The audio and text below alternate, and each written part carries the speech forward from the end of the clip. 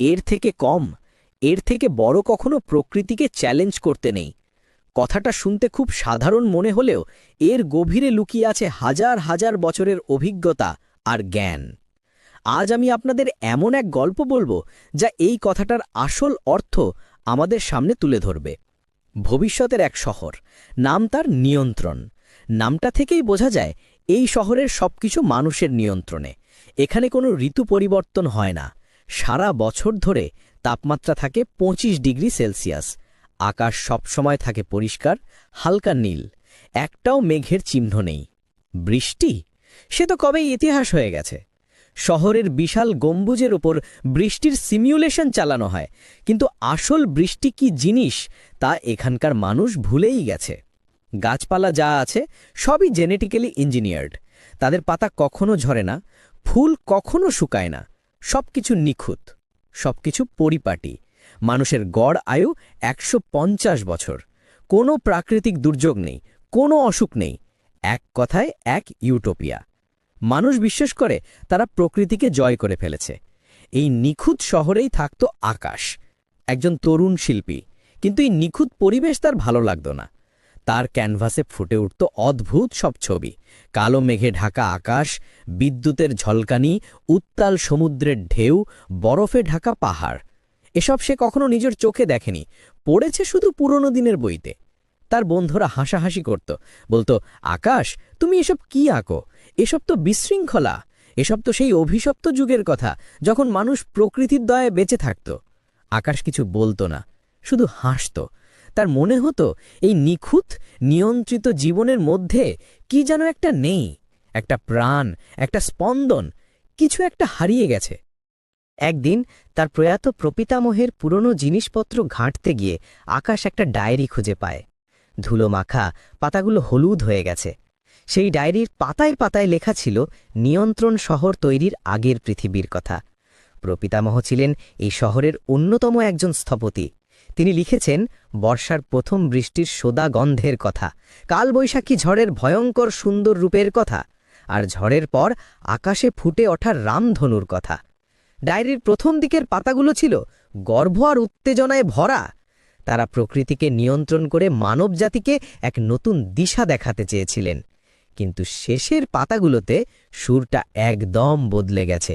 সেখানে শুধুই আফসোস আর অনুশোচনা। এক জায়গায় লেখা ছিল, আমরা প্রকৃতিকে নিয়ন্ত্রণ করতে গিয়ে নিজেদের আত্মাকেই হারিয়ে ফেলেছি। যে আবেগ, যে অনুভূতি আমাদের মানুষ বানাতো, এই নিখুঁত দেয়ালে চাপা পড়ে তার দম বন্ধ হয়ে আসছে। আর ডায়েরির একেবারে শেষ পাতায় একটা সাংকেতিক ভাষায় লেখা ছিল এক গোপন পথের কথা, একটা পথের ঠিকানা যা শহরের এই নিখুঁত সিস্টেমের একমাত্র ত্রুটির দিকে নিয়ে যায়। প্রপিতামহ লিখেছিলেন, আমি একটা ভুল করেছি, কিন্তু তার সংশোধনের একটা বীজও পুঁতে গেছি। সেই রাত থেকে আকাশের ঘুম উড়ে গেল। তার মাথায় শুধু ওই ডায়েরির কথাগুলো ঘুরতে লাগল। সিস্টেমের ত্রুটি, সংশোধনের বীজ, এই কথাগুলোর অর্থ কি? সে ঠিক করল এই রহস্যের শেষ তাকে দেখতেই হবে। সে শহরটাকে নতুন চোখে দেখতে শুরু করল। যে জিনিসগুলো আগে চোখেই পড়ত না, সেগুলোই এখন তার কাছে বড় হয়ে দেখা দিতে লাগল। সে দেখল শহরের এক কোণে একটা বিশাল কংক্রিটের দেয়ালের সূক্ষ্ম ফাটল দিয়ে এক বনো ঘাস গজিয়েছে।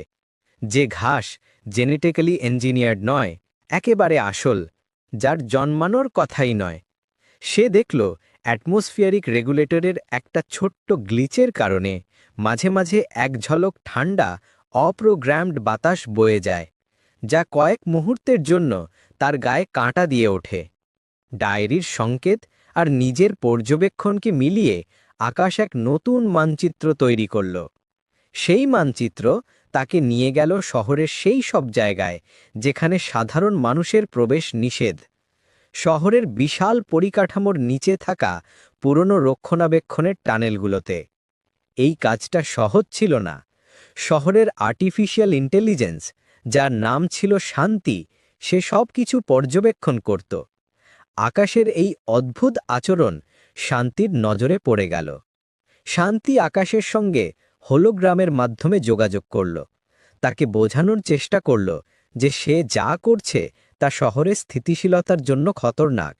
শান্তি তাকে বোঝাল, আকাশ, বিশৃঙ্খলা মানেই ধ্বংস।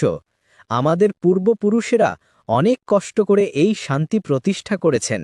তুমি কেন পুরনো দুঃস্বপ্নে ফিরে যেতে চাইছ? কিন্তু আকাশের জেদ কমল না। অনেক বাধা পেরিয়ে, শান্তির নজর এড়িয়ে আকাশ অবশেষে ডায়েরিতে উল্লেখিত সেই জায়গায় পৌঁছাল। এটা ছিল শহরের একেবারে কেন্দ্রে, একটা পরিত্যক্ত আর সিল করা সেক্টর। বহু বছর এখানে কেউ আসেনি। একটা বিশাল দরজা পার করে সে ভেতরে ঢুকল। ভেতরে যা দেখল তাতে তার নিঃশ্বাস বন্ধ হয়ে যাওয়ার জোগাড়। একটা বিশাল হলঘর, আর তার মাঝখানে এক বিশাল যন্ত্র। যন্ত্রটা দেখে মনে হচ্ছিল যেন কোনো ঘুমন্ত দৈত্য, তারের জট আর কাচের নলে ভরা। এটাই ছিল আসল নেচার ইঞ্জিন, যা একসময় এই শহরের আবহাওয়া নিয়ন্ত্রণ করত। কিন্তু এখন সেটা নিষ্ক্রিয়।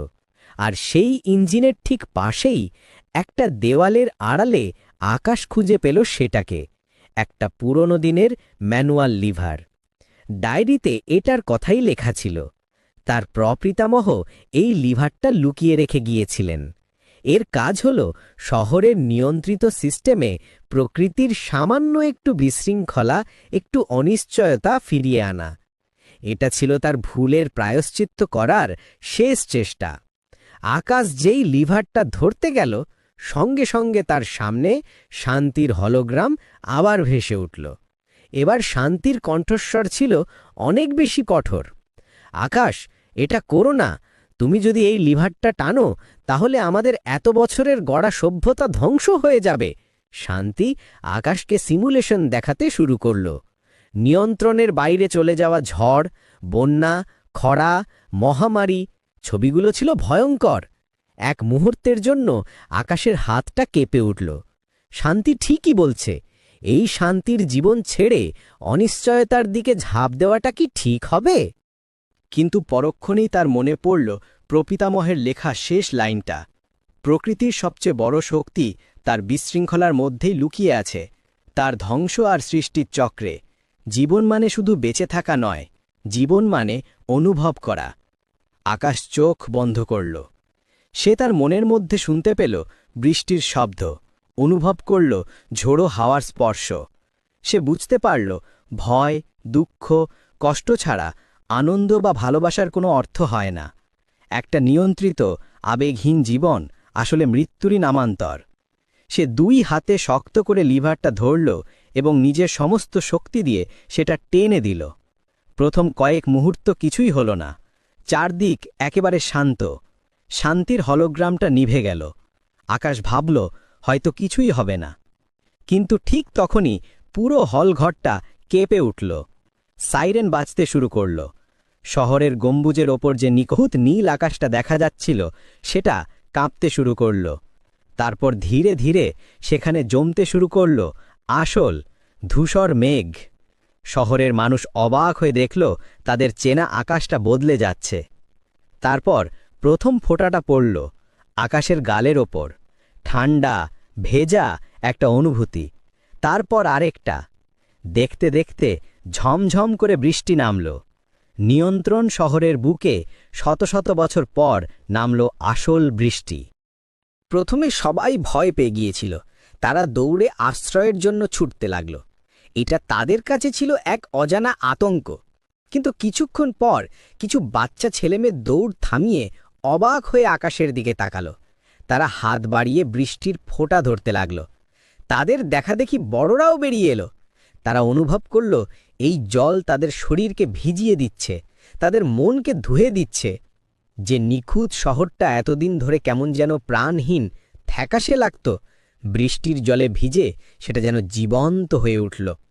বৃষ্টি থামার পর শহরের আকাশে ফুটে উঠল এক বিশাল সাতরঙা লামধনু।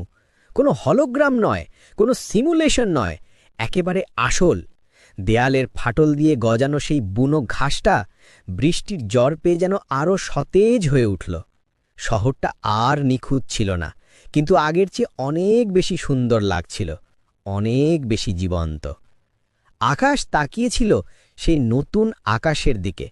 সে জানত আগামী দিনগুলো কঠিন হবে, আবার ঋতু আসবে, ঝড় আসবে, হয়তো বন্যাও হবে, কিন্তু তার সাথে আসবে বসন্তের নতুন ফুল, বর্ষার সোদা গন্ধ আর শরতের পরিষ্কার আকাশ। মানুষ আবার প্রকৃতির সাথে লড়াই করে বাঁচতে শিখবে। তাকে ভয় পাবে, কিন্তু তাকে ভালোবাসতেও শিখবে। কারণ প্রকৃতিকে চ্যালেঞ্জ করে তাকে পুরোপুরি মুছে ফেলার চেষ্টা মানে আসলে নিজের মনুষ্যত্বকেই চ্যালেঞ্জ করা। আসল জ্ঞান প্রকৃতিকে নিয়ন্ত্রণ করায় নেই, বরং তার সুন্দর অনিশ্চিত নিয়মের সাথে তাল মিলিয়ে চলায় আছে। আর সেদিন নিয়ন্ত্রণ শহরের মানুষ প্রকৃতির সেই অমোঘ নিয়মকেই নতুন করে চিনতে শিখেছিল।